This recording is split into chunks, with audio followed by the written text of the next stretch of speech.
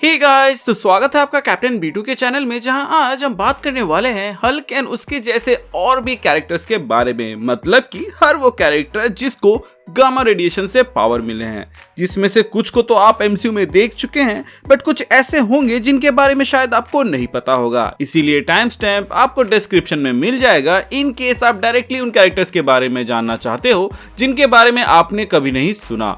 मैं तो सजेस्ट करूंगा कि आप सीक्वेंस वाइज देखें ताकि एंड में आप कमेंट कर सको कि आपका स्कोर क्या हुआ, जिससे हमें ये पता चले कि कितनों के बारे में आपको आज पता चला एंड कितनों के बारे में आपको पहले से पता था। सो हम अपनी लिस्ट की शुरुआत करेंगे सबके चहीते द इनक्रेडिबल हल्क से, जिसको स्मैश करना पसंद है एंड मुझे नहीं लगता कि इसके बारे में मुझे बताने की थोड़ी सी भी जरूरत है, क्योंकि इसके ऊपर कई सारे मूवीज, एनिमेटेड शोज और कॉमिक में तो ओरिजिन बताए गए हैं। बट फिर भी आप लोगों को बता दूं कि ब्रूस बैनर नाम का साइंटिस्ट एक सुपर सोल्जर सीरम को रिक्रिएट करने में लगा हुआ रहता है, जो कि गवर्नमेंट द्वारा फंडेड एक प्रोग्राम था, जिसमें एक एक्सीडेंट हो जाता है जिसके बाद से वो एक हरा भरा दानव में बदल जाता है। ये तो था MCU ओरिजिन। वहीं अगर आप कॉमिक्स या फिर प्रीवियस मूवीज या किसी एनिमेटेड शो की ओरिजिन की ओर देखिए तो उसमें वो सुपर सोल्जर सीरम के ऊपर नहीं बल्कि एक गामा बॉम्ब के ऊपर काम कर रहा होता है। लेकिन नतीजा वही होता है कि एक एक्सीडेंट होता है जिसके बाद से बैनर एक हरा भरा दानव बन जाता है, जिसको लोग हल्क नाम देते हैं। MCU के अंदर इसने ना सिर्फ एबोमिनेशन को हराया है बल्कि गॉड ऑफ मिस्चिफ को भी धोबी के जैसे बिना पानी का धोया है। एंड क्योंकि हमारा हल्क इक्वालिटी में बिलीव करता है, इसलिए उसने ना सिर्फ लोकी बल्कि लोकी के भाई गॉड ऑफ थंडर को भी सिमिलर स्टाइल में धोया था, ताकि लोकी को बुरा ना लगे। अब आते हैं हमारे नेक्स्ट कैंडिडेट के ऊपर, जो कि है weapon H. Weapon H basically combination है हल्क एंड वुल्वरीन का। मतलब कि आप समझ ही सकते हो कि वुल्वरीन के जैसे क्लॉज एंड हल्क की जैसी बॉडी। बाकी खूंखारबाजी में हल्क एंड वुल्वरीन में कौन ज्यादा अव्वल है, ये तो अभी भी फैंस के बीच में डिस्कशन का मुद्दा है। क्लेटन कॉर्टेज, जो कि एक मरीन ऑफिसर रहता है, वो मासूम लोगों को मारने की जगह अपने लोगों की ओर बंदूक तान देता है, जिसके बाद से सर्कमस्टेंसेस ऐसे हो जाते हैं कि उसको वेपन एक्स प्रोग्राम में डाल दिया जाता है, जहां पे एडामेंटियम के नैनो पार्टिकल से उसको इंजेक्ट किया जाता है, जिसके बाद से वुल्वरीन के जैसे हड्डियां एडामेंटियम में बदल जाती है। वहीं हल्क का DNA डालकर उसको हल्क के जैसा बॉडी दे दिया जाता है। इसकी एक खास बात यह है कि ये अपने क्लॉज को शूट करके लोगों को मार सकता है, जो कि ना कि वुल्वरीन कर सकता है, और हल्क के पास तो क्लॉज है ही नहीं, तो क्या कहना। बाकी ये हल्क एंड वुल्वरीन का मिक्सचर है, तो आप समझ ही सकते हैं कि ये कितना खतरनाक होगा। अब आते हैं नेक्स्ट कैंडिडेट के ऊपर, जो कि है शी हल्क, जिसके ऊपर मार्वल वालों ने शो भी लाया है, जिसके ऊपर मिली जुली प्रतिक्रिया मिली, क्योंकि शी हल्क का शो होते हुए भी हमेशा बात उसमें दिख रहे कैरेक्टर्स की हो रही होती है। खैर, शी हल्क का असली नाम जेनिफर वॉल्टर्स है, जो कि ब्रूस बैनर की कजिन है, जहां उसे पावर्स ब्लड ट्रांसफ्यूजन के वजह से मिलते हैं। इसके पास हल्क के जैसे पावर्स तो हैं, बट कंपैरेटिवली वो कम है। जो बात इसको स्पेशल बनाता है वो ये है कि ये फोर्थ वॉल ब्रेक कर सकती है, जिसका नमूना हम लोगों ने MCU के अंदर देखा है। कॉमिक्स के अंदर ये कई सारे नॉर्म को टारगेट करती थी और उनको ब्रेक करती थी, बट MCU में उतना देखने को नहीं मिला। शी हल्क को कोर्ट रूम कॉमेडी के लिए बनाया गया था, क्योंकि हमारे पास पहले से ही एक गुड लॉयर था, एंड शी हल्क से हम एक्शन की उम्मीद भी नहीं रखते, क्योंकि एक्शन के लिए तो हल्क है ही। इसीलिए आप शी हल्क के प्लॉट को कोर्ट रूम एंड जेल तक ही सीमित देखते हैं।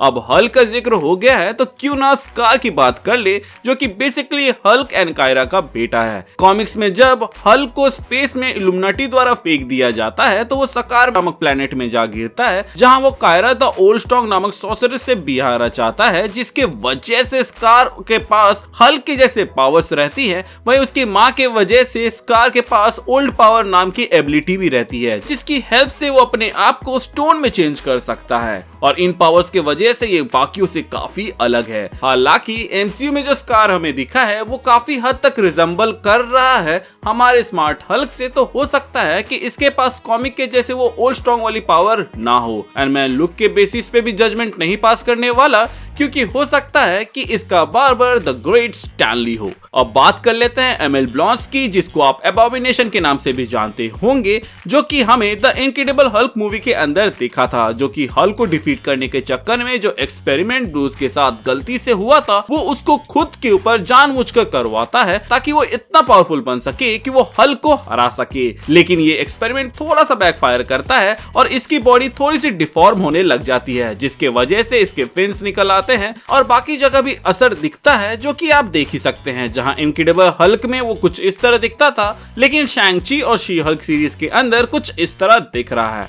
आई होप कि इस कैरेक्टर को रिडीम किया जाए, जहां पर इसके असली पोटेंशियल को दिखाया जाए, ना कि एक पालतू कैरेक्टर के जैसे, क्योंकि एबोमिनेशन बहुत ही कड़क कैरेक्टर है। खैर, भले ही एबोमिनेशन हमें पहले के जैसा खूंखार ना दिखा हो, बट एक ऐसा कैरेक्टर है जो कि हमेशा खूंखार रहेगा, और वो है रेड हल्क। अब जिनको नहीं पता उनको बता दूं कि रेड हल्क जनरल थंडरट रॉस है, जो कि बचपन से ही हल्क के पीछे पड़े थे, एंड जब उसको एहसास हुआ कि मिलिट्री वगैरह की मदद से वो हल्क को पकड़ने में नाकाम रहेंगे, तो उन्होंने खुद को ही हल्क में बदल लिया ताकि हल्क को वो हल्का कर सके। इस प्रोसेस में इंटेलिजेंसिया और एम का हाथ रहता है, जो कि एमसीयू में दिख चुके हैं, तो आशा करते हैं कि रेड हल्क भी हमें एमसीयू में बहुत जल्द दिखे, क्योंकि रेड हल्क वो कैरेक्टर है जो कि हल्क के जैसे गुस्से में और भी पावरफुल नहीं होता, बल्कि आग बगुला हो जाता है। मैं मजाक नहीं कर रहा हूँ, रेड हल्क जो गुस्से में आता है तो वो जलने लगता है। इसके अलावा रेड हल्क रेडिएशन को एब्जॉर्ब कर सकता है, जिसके मदद से तो उसने कॉमिक्स में एक बार हल्क के गामा रेडिएशन को इतना एब्जॉर्ब कर लिया था कि उसको वापस से ह्यूमन में ही बदल दिया था। अब ह्यूमन वर्ड यहाँ उठ चुका है, तो रिक जोन्स के बारे में बात कर लेते हैं, जिसको आप ब्लू हल्क भी बोल सकते हो, बट क्योंकि लड़के में थोड़ी क्रिएटिविटी थी, तो उसने अपना सुपर हीरो नाम ए बॉम्ब रखा, जिसका फुल फॉर्म ऑसम बॉम्ब है। हल्क एजेंट्स ऑफ स्मैश में तो हमें ये दिखाया गया था कि एनालिस के हमला करने के दौरान रिक हल्क को बचाने के लिए कदम उठाता है, जो कि बैकफायर करता है, जिसके वजह से वो एक नीला हल्क बन जाता है। अब आप सोच रहे होंगे कि रिक जो कि एक ह्यूमन है, वो क्यों हल्क को बचाने के लिए अपनी जान जोखिम में डालता है। तो बॉस, अगर आप हल्क के ओरिजिन पर गौर फरमाओगे, तो बैनर ने जिस कलीग को बचाने के लिए खुद को एक्सपेरिमेंटल गामा बॉम्ब के सामने एक शील्ड के जैसा खड़ा कर दिया था, वो कलीग और कोई नहीं बल्कि रिक जोन्स था। तब से रिक हल्क को अच्छा दिखाने में लगा रहता है, क्योंकि रॉस तो पूरी दुनिया के सामने उसकी बुराई कर रहा होता है। प्लस इसके पास एक स्पेशल पावर रहती है, और वो स्पेशल पावर ये है कि ये खुद को गायब कर सकता है, बट ये ज्यादा काम नहीं आता, क्योंकि रिक जोन्स काफी बड़बोला है, जिसकी वजह से मोस्ट ऑफ द टाइम जो इसका पर्पस रहता है छिपने का, उसमें वो नाकाम रहता है। अब क्योंकि ये फन ऐड करने की वजह से इंट्रोड्यूस कराया गया था, तो इसके उतने कोई बड़े फीट्स नहीं है, बट गामा रेडिएशन से इसको पावर मिले, प्लस हल्क से इसका इतना क्लोज कनेक्शन है, तो सोचा इसे ऐड कर दूं। अभी भी कई सारे कैरेक्टर्स रह गए हैं जिनको इस वीडियो में ऐड करना था, जिनको मैं नेक्स्ट वीडियो में कवर करूंगा। सो गाइस, आज के लिए बस इतना ही। आई होप आपको इस वीडियो से कोई ना कोई नए कैरेक्टर के बारे में पता चला हो, और अपना स्कोर बताना मत भूलिएगा कमेंट सेक्शन में। चैनल पे नए हैं और ऐसे वीडियोस मिस नहीं करना चाहते हैं, तो चैनल को सब्सक्राइब कर दीजिएगा। प्लस पुराने हैं तो प्लीज चेक किया आपने बेल आइकन दबाया है या नहीं। अगर आपने दबा दिया है तो वेल एंड गुड, और अगर आपने नहीं दबाया है तो इसे दबा दे, ताकि जब भी मैं कोई वीडियो डालूं उसका नोटिफिकेशन आपको जाए। इसके अलावा हमारे चैनल का एक छोटा सा मोटो है, जो कि है लोगों की मदद करें, अपना ख्याल रखें एंड कीप मूविंग फॉरवर्ड का रेट लगाकर आगे बढ़ते जाएं। Thank you for watching this video. Stay tuned.